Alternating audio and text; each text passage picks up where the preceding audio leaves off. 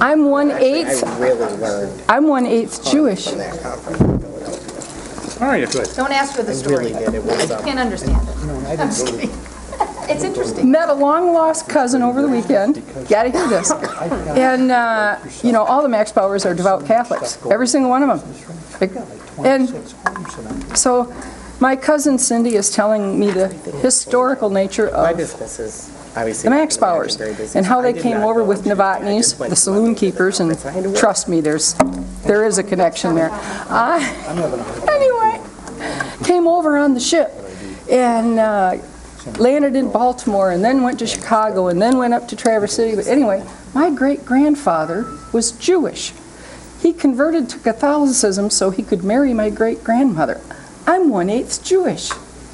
Didn't know. No wonder. I know. My cousins are now coming up to me going, Shalom. Now I get it. Isn't it Yom Kippur right now? I don't know. It is. I'm going to have to look that up. Last night. My grandfather's Jewish. All right.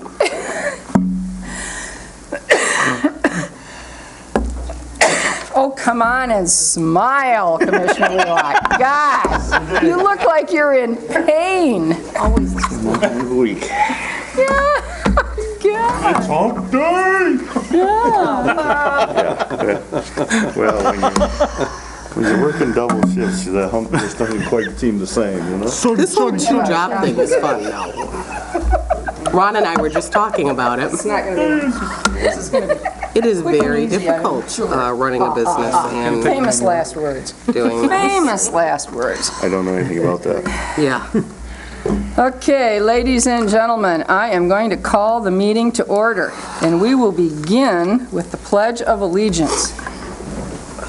I pledge allegiance to the flag of the United States of America and to the republic for which it stands, one nation, under God, indivisible, with liberty and justice for all.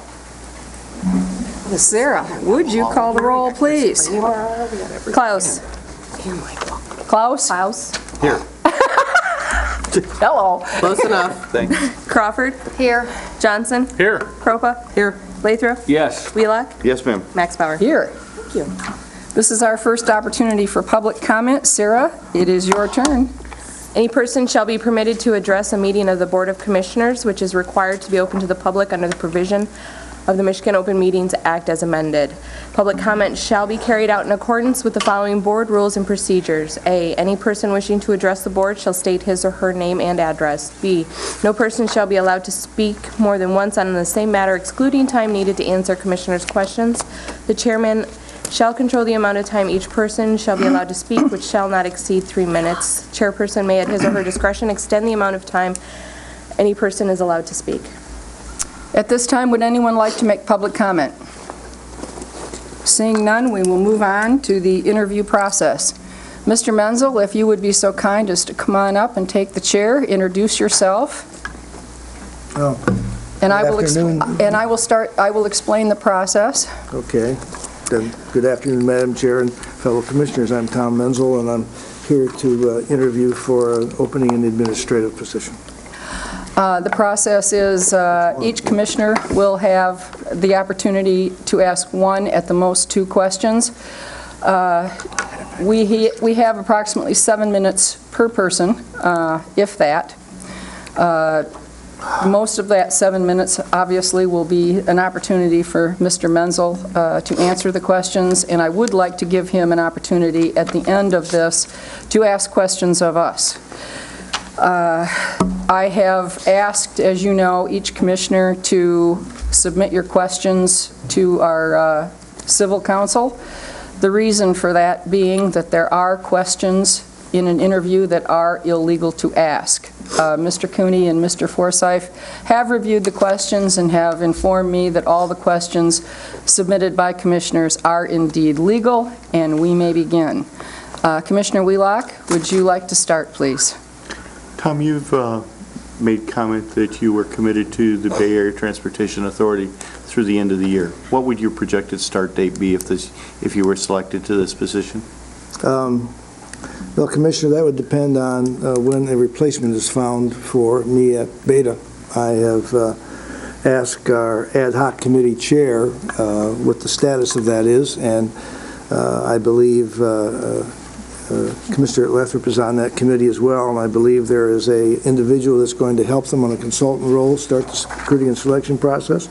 I believe that contract has been approved and will be signed this week, and then they would start that process. I think there's one internal candidate for my position, and they haven't started the outside search. So, as you could appreciate, I have a firm commitment to Beta, and until they find that replacement, I need to stay there as their executive director.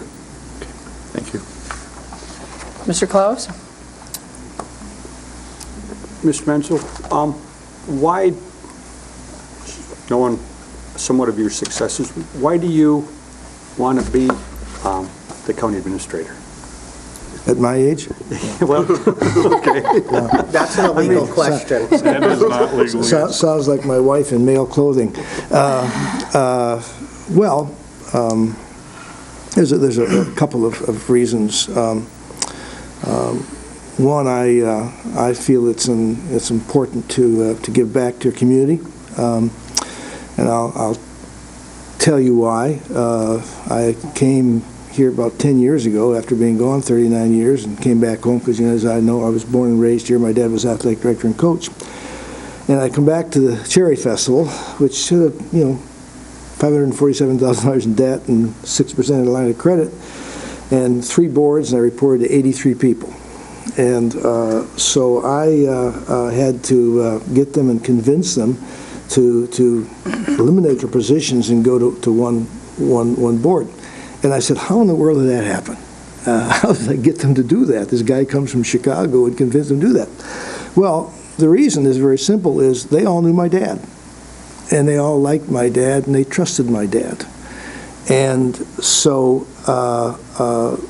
to me, it's all about the footprints we leave. And I told my 2 kids, I said, your grandfather's been gone for 25 years, but he left such good footprints, he's still helping me because of that. So I'm all about leaving good footprints in my community, and this is one that I have strong attachments. I have friends that I've known for 60 years here, and I always wanted to come back, and so I was lucky to come back. So based on leaving the best footprints I can, it's important for me to do that, and if there's something that I think in terms of my skill set can help my community, I want to do that. Thank you. Commissioner Madam Chair, Kropa? I have a quick question. Are we supposed to ask both questions in a row, or are we doing 2 rounds? I will go 2 rounds if there's time. Okay. So right now, I don't know how these questions are going. Okay. Time is a factor, so I'm going one at a time. Okay. Well, then it's my turn. Yes, it is. Hello, Tom. Hello. I wrote it down so I wouldn't forget. In last month's strategic planning session, which you were at, all 7 commissioners unanimously identified internal employee sabotage as one of the top challenges that our county faces. Excellent employees are being held back from achieving all they can be because of the actions of a few. What kind of strategies would you implement to help make change from the inside out by addressing these issues? And what are your ideas to help support and celebrate those many good employees? Well, so how would I promote organizational change to make it a healthy culture or a healthy working environment? Is that what you're asking? Okay. All right, I'll narrow it down a little bit. I'm not as good with words as you are.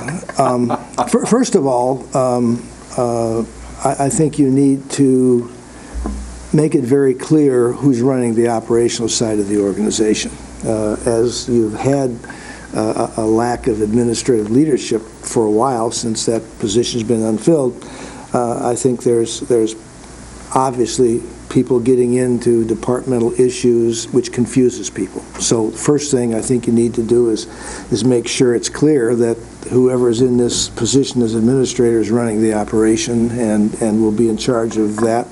And so when you are looking for things, you go through that position. I think that makes everybody feel more comfortable. Plus it establishes who's responsible and going to be held accountable for the operation. First thing I would do is you've got 28 department heads, I think. And I did this at Beta. I sat down and I didn't have to hire a consultant for $100,000 to find out what was going on. I just asked the people who were there. So I asked them 3 questions, and I would do this on an individual basis. And I would say, what's working well at the county? What are you feeling good about? You know. And then what's not working well? What would you look upon if what do you think is a failure? And then I said, once in your life, you're going to get a magic wand. I'm going to give you a magic wand with no restrictions. If there was something that you could change tomorrow that would have an immediate impact and return on investment, what would that be? And I would do that all the way through the organization. Now, and I can figure out if someone's giving me a story, and I think if I got enough information from the department heads, that'd be fine. But I might have to drill down another level or two if I think someone's playing some games with me. But basically, I can gather that information there. Then you develop some plans, and you need help. You don't do this all alone. You need a good HR department to help you in that regard. And then I call it organizational redesign. You look at the organization, you determine, where it's effective, where it isn't effective. Is there something you can do from an organizational perspective to improve the efficiencies, and then you start implementing that. And then it would develop a communication strategy. No one likes to be surprised. You don't like to be surprised as a board. I've been on many boards for a long time, and I never like to be surprised. So you need to have a clear understanding of what's going on all the time. Not asking for permission, but saying, this is what's happening, this is the business rationale for why we're doing it. But also equally important is working down the organization and managing down effectively, and that is a communication strategy for all the employees. They need to know what's going to take place, why it's going to take place, the business rationale for it. Doesn't mean they have to like it, but they have to understand why you're doing it, and you link it into what you're trying to accomplish. We have communication meetings every month at Beta, with all the employees, dispatch, mechanics, drivers, in smaller groups, and that's the reason we do that. Constant communication. People need to know that. Then you develop the pride of authorship. I can't change an organization. It's the people who are there who are going to change it. So you make sure you get the people, you build your support mechanisms inside the organization that can help implement change, and then you start implementing the change process. But people need to know what's expected of them, and you hold them accountable. I mean, this is a culture that probably, I don't know it that well, because probably a few meetings I've been in, I've seen some real passive-aggressive behaviors and things of that nature, and so you have to deal with those. And that's why there's 3 critically important positions if you want to go through a change process. Just one, the administrator, and being philosophically aligned with the board. It's the HR department, critically important, strong HR and strong finance, because they put the accountability and measurability in. So it's not an easy process. It's long.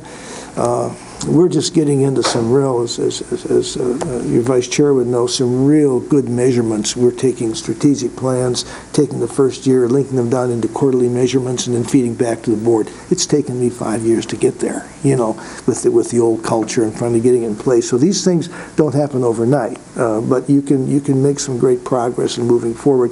But the big thing is you have to give a pride of authorship in what you're doing, and you do that by telling people what they're doing, the role they play, why it's important, and get buy-in. Does that answer your question? Yes, it does. Commissioner Crawford? Okay, so we'll move from internal communication to external. Part of the job description for administrator states that they should be a liaison to the local media. How do you plan to accomplish this? Well, I have a good relationship with the media because I have a philosophy. If I can't tell anybody what I'm doing and give them a good business rationale for it, I don't do it. So I don't get in trouble. Simple as that.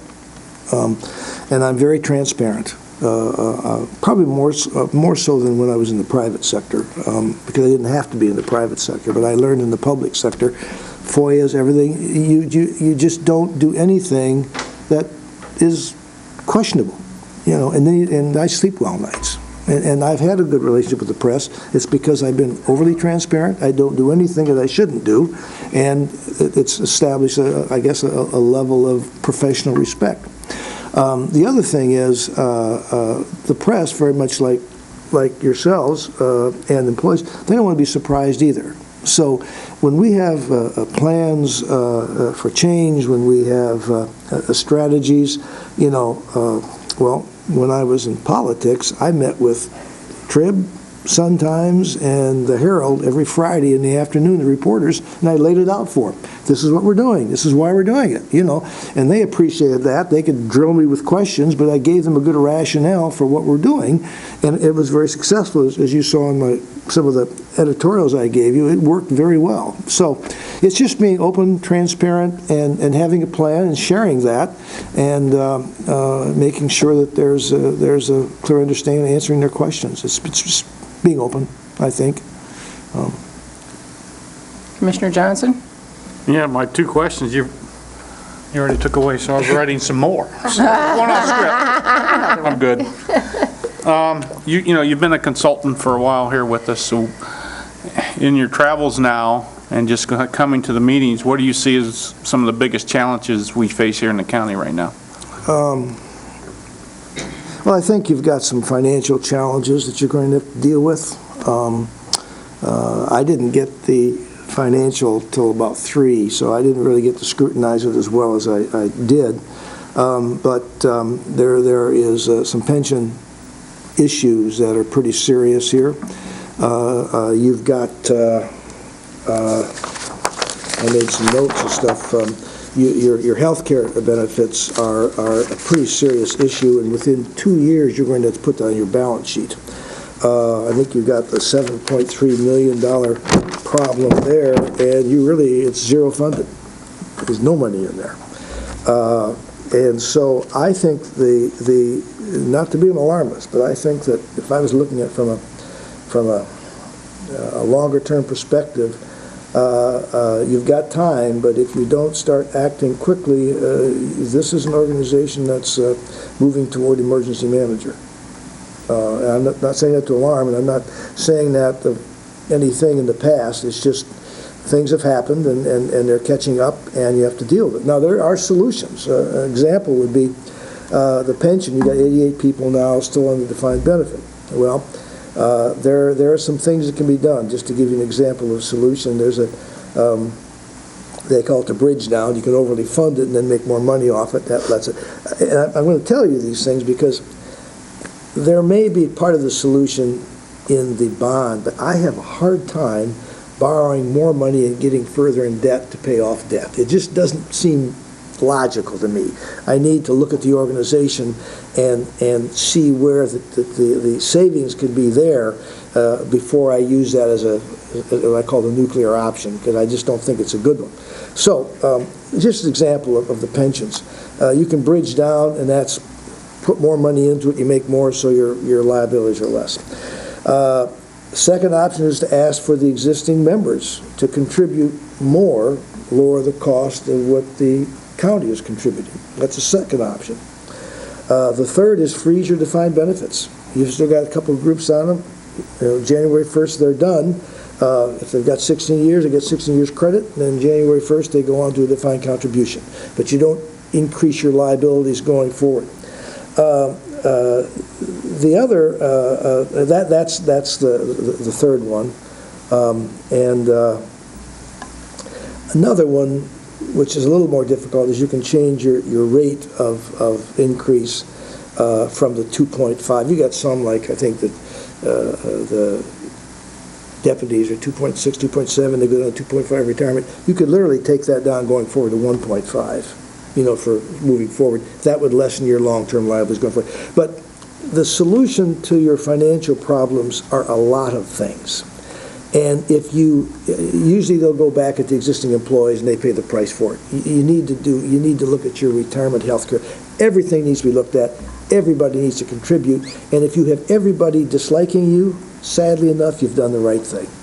But you don't put it on one group, you spread it across. And that's the solution, and that's not popular, for an elected official, because you don't really see the results of these kinds of major changes, probably if you're lucky, second year. I mean, I had people spitting on me when I canceled the Heritage Parade. They were so mad, but we couldn't pay for it, but they didn't see that. My first term as mayor, I had three really legitimate death threats. It took me 3 years to actually show the turnaround, and I think you saw that in some of the things I prepared for you. But boy, I tell you, I couldn't have got elected as dog catcher the first year. Everybody hated me, But I often said, I'm not doing this for you. I said, you all may hate me, but your children are going to love me. Your kids are going to love me. We're going to build it for the future, and if I have to be a casualty of that, I'm going to do it. But that's, again, getting back to leaving the best footprints you can. Did that answer your question? Yes, sir. Dr. Lathrop? We looked at 19 or 20 different applicants, and came down to 3 applicants, and they had, like you, some pretty strong credentials. You're the only man standing now, and I think that we've gone through enough public process. How do you feel about that? Comment on the people that decided not to stand here and go through this, or sit here and go through this. Well, it's very difficult for me to comment on individual decisions. Everyone has a reason for doing it or not doing it. Mine is pretty simple, is that I'm giving back to my community, and one of my requirements would be I want $1 a month. I'm not going to ask these people to make sacrifices, and I make money. So I'm not doing it for money. I'm doing it for different reasons, and so my profile is very different than what you normally would have. My kids are through college, so I don't worry as much anymore. And I'm not looking for a career. This is probably my last stop, I'm not approaching it as someone would a little bit younger who's looking for a career, looking for a stepping stone, looking to build, credibility, whatever the case may be. Plus, I'm a very different profile. I'm a change agent.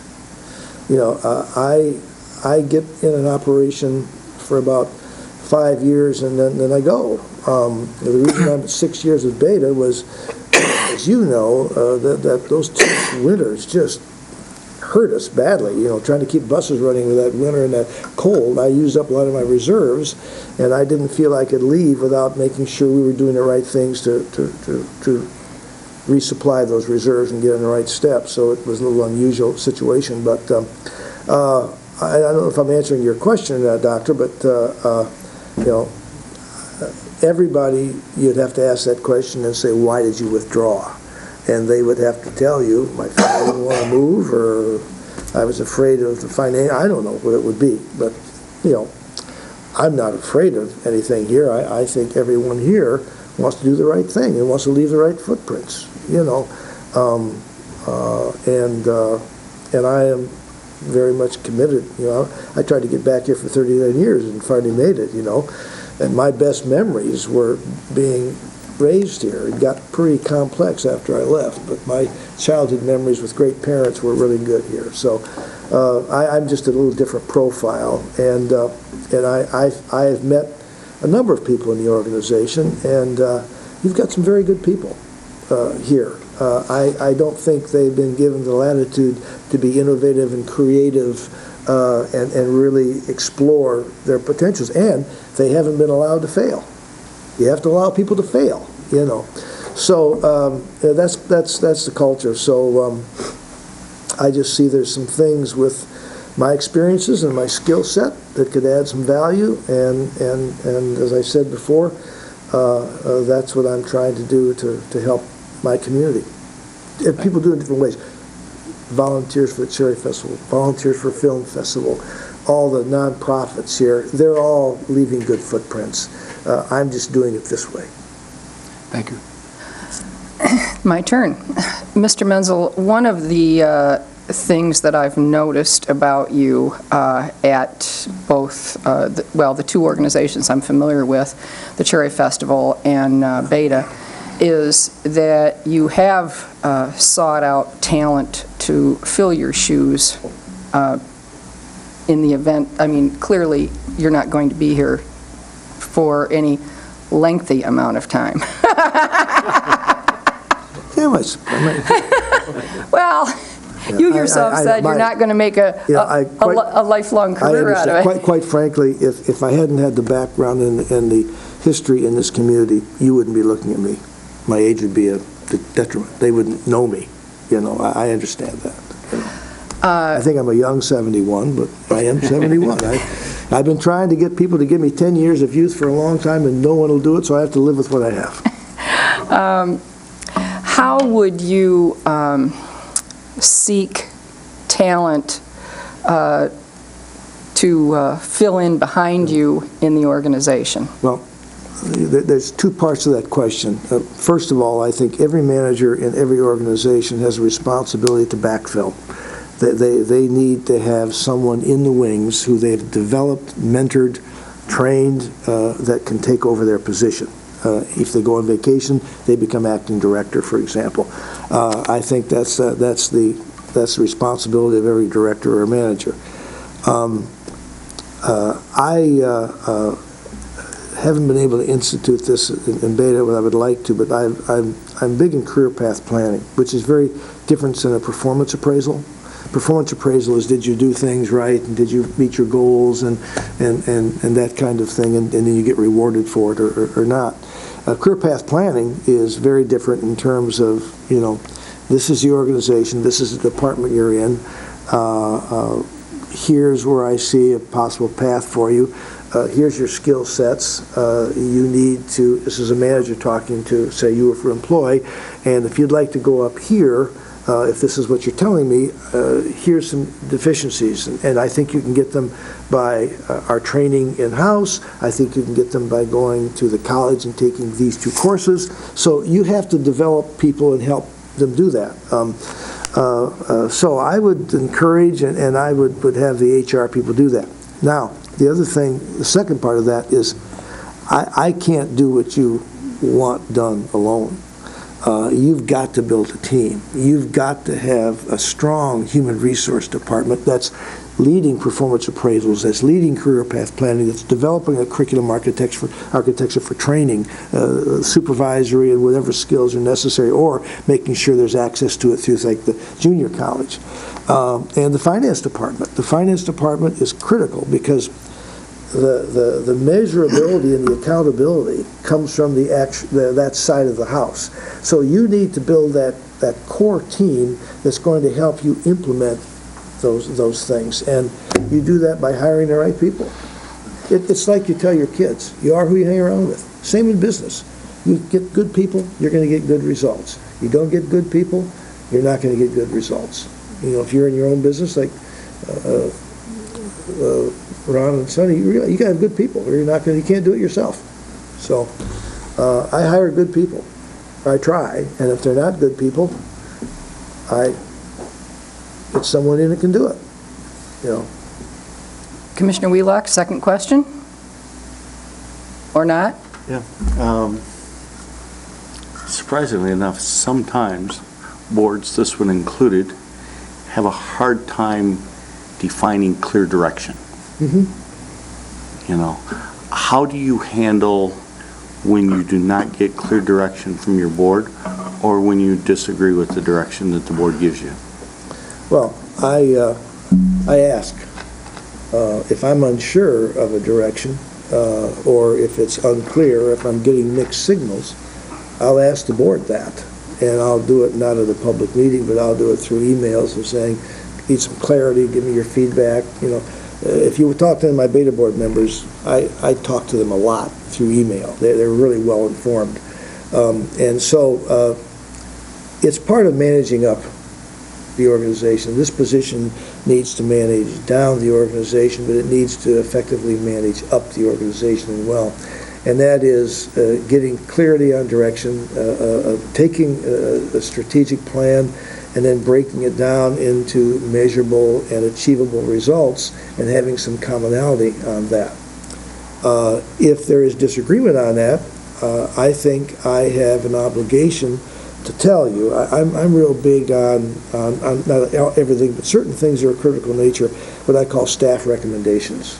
Say, here's what your professional staff is recommending based on this, and here's the business rationale for doing that. Now, if that is something that the board wants to go in a different direction on, I have an obligation to say, all right, you know how we feel, and we work for you, and I would work for you, or whoever in this position work for you. You get on board and you do your very best to make it successful. So you don't, that alignment is critical. This position, you have to trust it. You have to trust that they're giving you the right information, they're giving you accurate information to make good decisions on it. I've seen people in these positions give about 96%, they can always skew decisions and stuff like that, but you've got to get the right kind of information, and it has to be candid, and then you can make good decisions, and you have to trust that the person is doing that. So a lot of it's trust. The board and the administrator have to be in unison. Now, you're not going to get commonality on everything, but you certainly need to have that element of trust. You need to get candid feedback on direction, and if there is a disagreement on an approach, you say, all right, this is what it is, but we'll do our best to make it successful. That's how you have to work together. And it comes, and if you have that disarray at the top, you have it all the way down the line. So you're modeling the right kind of collaborative behaviors, and you have to be very careful, because those send messages. You don't want to send mixed messages to people that you want to implement what you're trying to accomplish. Does that answer your question? Yeah, thank you. Commissioner Klaus? Second question? My second question already? Do you have one? Well, you pretty much answered it already, because I was curious how long you would plan on holding the administrator job, Well, I think you'd have to make a 3-year commitment. Okay. Commissioner Kropa? I'm going to stick with my questions from our strategic planning session. Yes. You were there in a role as a consultant. Yes. And I understand why you didn't answer this question and why I didn't ask you it there, so I'm going to ask you now. Okay. I asked each of the commissioners when we were discussing our strengths and weaknesses in the county. Our number one we discussed was employee sabotage. I asked you a question about that. Number 2, we talked about our fiscal situation. And we had a discussion on using the word crisis, because it's important that we are all unified as a board and that we present a clear and concise message. So I asked each of the commissioners, do you think Grand Traverse County is in a fiscal crisis? So now I'm going to ask you. Since you didn't answer as a consultant, I will ask you as a potential administrator what your view is of that.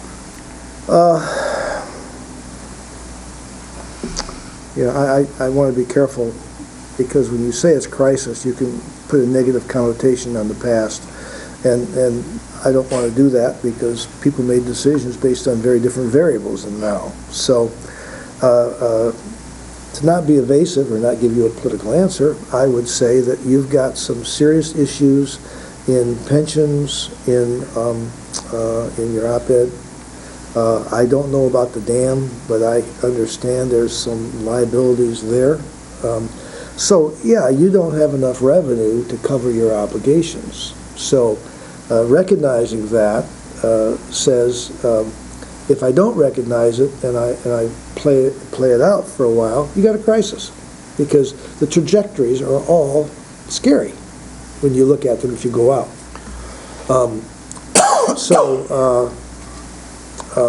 I think you have a crisis if you don't do anything. If you do something, I don't think you have a crisis.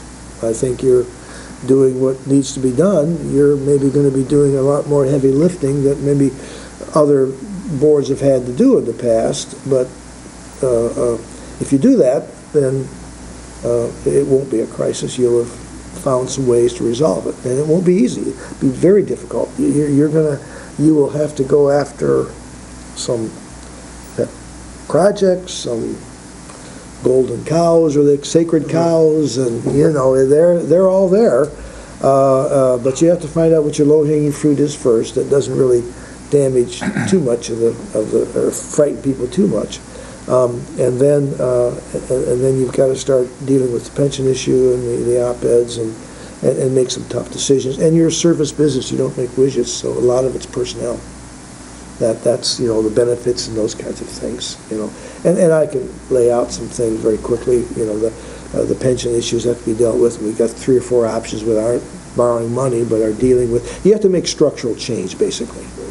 You can't put more money into something without making structural change, because nothing changes, your liabilities just increase. So you have to make organizational redesigns and structural changes that give you the ability to get out of the crisis and start planning. It's really taking control of your organization and not being reactive. And oftentimes in the public sector, they're more reactive because it's, here we are at the State of the Union, here's how we got here, and it's not the forward thinking.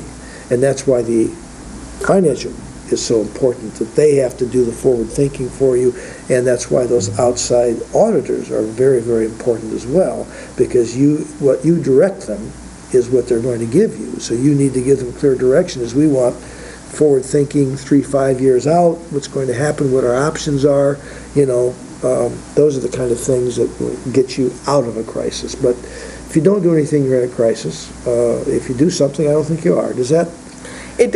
Being that I'm probably the most non-political person on this board, I'm going to pin you down a little bit further. Okay. Would it be fair to say, would it be an accurate representation to say that if you were hired as the administrator at Grand Traverse County, you would not continue business as usual? Oh, of course not. That's why I'm here. That's what I wanted to You hear. guys were, everybody's a good manager. You got a lot of things. You find out how good you are. We don't have enough money, but you have to maintain your level of service. That's when you find out how good you are. And we acknowledge we are at a level that is not going to be sustainable for Grand Traverse County. No, you cannot sustain these numbers. I mean, you've all seen them. It just doesn't work. To me, it's black and white, but to many out there, it's not. And it's important that we are a unified team. Well, certainly, you are the ones that are going to provide the solution, as a group. You may disagree on things and some of the solutions, but as you talk them through, you look at it from a rational perspective, you can come up. If you want to solve these problems, they're solvable. They won't be solved if one or two does not want to. And I said that at the planning session. It was important to me to ask each person, there's no sense in us doing this if we don't all acknowledge we have a problem. Yeah. And an administrator is the 8th member of this team. And that was an issue before, and we certainly don't want to walk into an issue with that in the future. You have to create a needs deficit for change, and the analytical aspect does that. But then you've got to go out and you've got to deal with 13 unions. And they don't want to change, I guarantee you. That's not what they're about. But, Chrysler and GM didn't want to change. The managers, they didn't want to go into bankruptcy, the managers or the union. But by not changing, that's exactly where they led them. It happened, what happens, none of them wanted to have happen. And so, that's just, but it's very hard for people to change. None of us want to see Grand Traverse County end up that way. So to change for change, it doesn't make any sense. But if there's a reason for change, and you're trying to have a better end result, and what you're doing is going to show results down the road. It's going to be for your kids. You're going to pay the price for it, probably. I don't know if you get kicked out of office or not, because it's not going to be easy to do these things. But if you communicate, tell people why you're doing it, you're not trying to hurt people, you're just trying to stabilize your organization, trying to give people a chance to be successful, develop a healthier work environment, put more accountability in, give them more options to prove themselves. I think most people will buy into that. But you have to be careful with, as my wife always tells me. She says, because I'm a doer and I like to just get things done. It bothers me to wait. And she'll say, well, don't go charging up the hill, with your sword. Everybody's down, your troops are down there saying, good luck, hope it works. If it doesn't, you got to make everybody come along with you. And that's why that communication strategy is so critically important. And that's an important position too. Tell them what you told them, tell them again. Commissioner Crawford. Well, I had a backup question and it got answered, and then I wrote another one, and Well, we took that. We can skip to Commissioner Johnson. and come back to you if you'd like, or do you have one? No, I'm good. All right. I'm good. Dr. Johnson, anything else? What's been your biggest challenge so far in all the different areas you've tried to enact change? And what's been some of your failures, if you will? Finance. You really need strong finance, and if I was going to do it, I would make sure I've got the right kind of resources in that finance department. Because they're the ones that give you they're the ones that go to a department head with their budget. They're the ones that sets that budget out with them, and they can play a critical role in helping that departmental manager set that budget up and make it measurable, making the goals achievable, and putting numbers to them. So that's what I would. I've struggled with getting people who were forward-thinking. They'll take you up to the state, but they don't go forward. So I've got now in Beta, we did a reorganization about a year ago, and we put more resources in that finance department. So I've got people now who say, this is where you are. We did some things with our auditors. We have them come in every quarter and pick 10 line items. We don't know what they are, and audit them. Keeps everybody on their toes and reports back to the board. But then I've got another person that really just does forward thinking. We saved probably about $220,000 on fuel this year, just by having my finance manager work with my fleet manager every day. Schmuckel or Blarney, we check their prices, they talk to us, and we go all over, but it's been tremendous savings. Finance department did that. So I would have moved and gotten more resources in finance quicker. Dr. Lathrop? In the interest of having some time to have, because this interview works both ways. Yes, it does. He may not want us, so I'm going to not say anything, so maybe he can ask us. All right. I have one more. Mr. Menzel, you mentioned that you are committed to Beta until your contract is up at the end of the year. That having been said, you've been gone on a vacation. Hopefully it was extraordinarily pleasant and you enjoyed yourself. But that tells me that you have people in place that can pretty much run the organization in your absence. That's part of Do you good management. believe that you could, while perhaps not devote come to the county right away, do you believe that you could come to an arrangement where you could supervise both organizations as you move away from Beta into the county if you were offered the position? Yes, that's feasible. There are initiatives that you can start with here that if the person in place has the authority, that changes everything, because they know that's the long-term leader, and that can be done. I have, I think, a good management team. That's what you work for, is to be able to leave, you know. When I contact them, which I do more than I should, it's just simply because I don't want to be left out of the game, quite frankly. They're always nice enough to tolerate me, but when I go to Arizona to visit my wife in the winter, I'm up at 6 o'clock because it's 9 o'clock here, and I'm working 2.5 hours every day, email, phone, stuff like that. So I live working vacation, so I'm never really with technology out of the loop on anything. But in direct answer to your question, that would be up to my board. I know that I can work something out of a realistic basis. But, you know, I can't speak for my board and how they would feel about that. But I would be willing to sit down and work through something like that. I work Saturdays and Sundays, too. I don't play golf or any of that, so I'm in Beta every Saturday and Sunday for at least 2 to 3 hours. I get more done then, you know. And so, you know, I can handle something like that. And now, do you have questions of us? Well, I have some questions, but what I wanted to do, if whatever you decide, a next step for me would be in the recruiting and selection process. I really, as you indicated, has to be two ways. I need to really understand where you're coming from. So for me to be comfortable, I'd like to meet one-on-one